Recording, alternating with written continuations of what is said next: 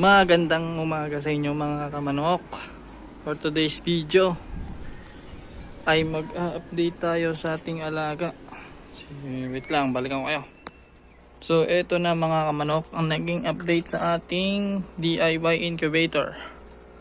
So ito, tingnan natin. At ipapakita ko sa inyo yung mga nag-hatch na nasisiw.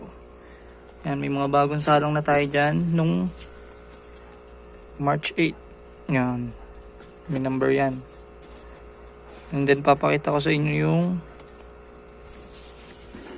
yan, mga bagong salang na natin yan mga kamanok. Ito yung DIY incubator natin. And then papakita ko sa inyo yung mga sisiw. Yung mga bagong lang to bagong itlog na ulit na salang. Yung mga bagong itlog na ulit yan. Inayos na natin yung salansanan. So wala na tayo ditong sisiw. Yan, wala na. Nilabas na natin. So pupuntahan natin mga kamanok. Ito na. Oh my God! Mga papisa. Wow! Yan, dami. Meron tayong papisa mga bossing. Ito na. Ito yung mga papisa natin.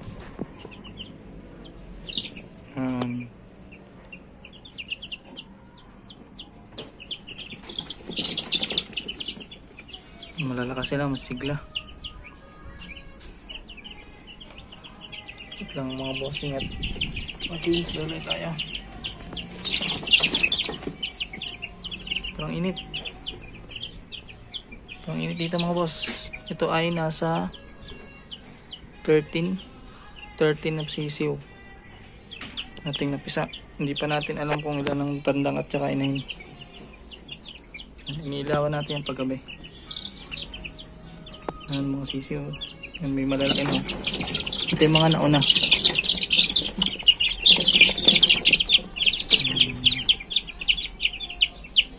Ayan. Ito yung mga naunang 5. Kaya yung may malalaki. Ayan. Ayos. Okay na okay mga boss ang ating DIY na incubator. 13 ang napisa. Mag-aantay na ulit tayo ng panibagong mapipsa.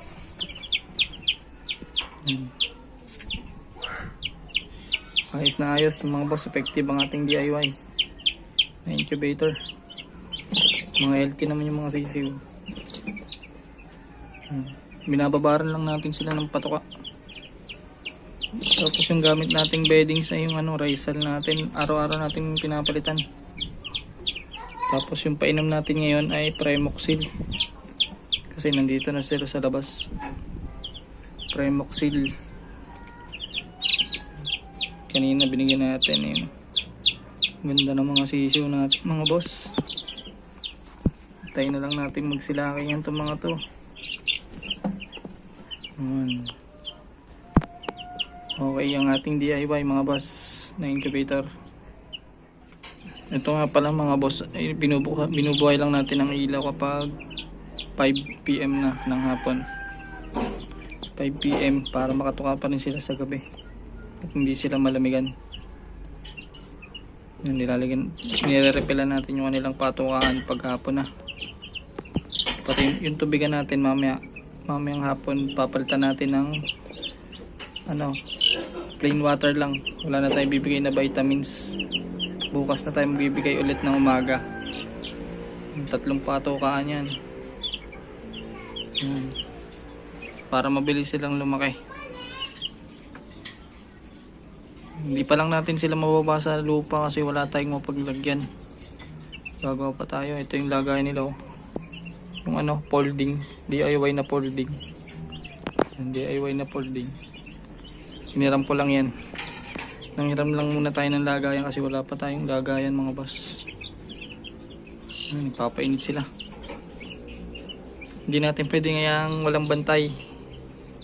Baka dambahin ng pusa. Sayang naman.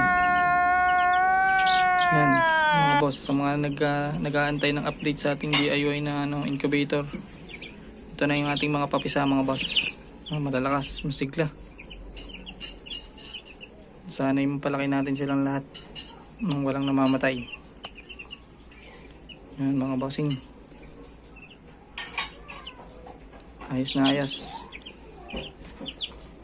Alagaan lang natin silang ng maayos para lumaki. At walang mamatay sa kanila mga bossing.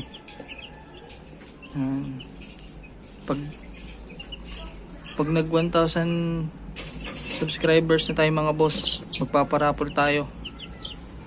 Mamimigay tayo ng mga alaga natin para sa inyo mga bossing. Sa mga nagsusuporta sa ating YouTube channel. Magbibigay tayong raffle pag nag 1k subscribers na tayo mga boss. Yan. So hanggang dito na lang at ang update sa ating DIY incubator mga boss. Yan. Huwag nyo kalimutang mag-subscribe, mag-comment sa ating YouTube channel mga bossing. Maraming salamat sa lahat ng suporta at susuporta pa lang sa ating YouTube channel. Mga kamanok, fish.